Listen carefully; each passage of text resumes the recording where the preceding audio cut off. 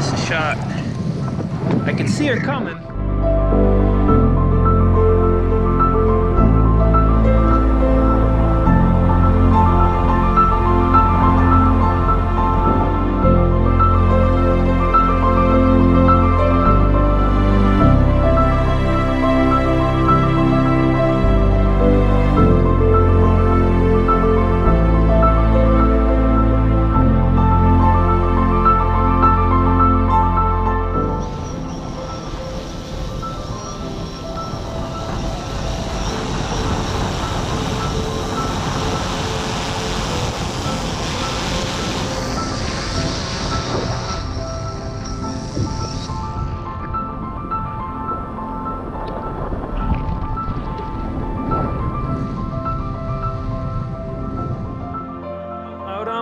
On here and got a big surprise this morning. Guess what?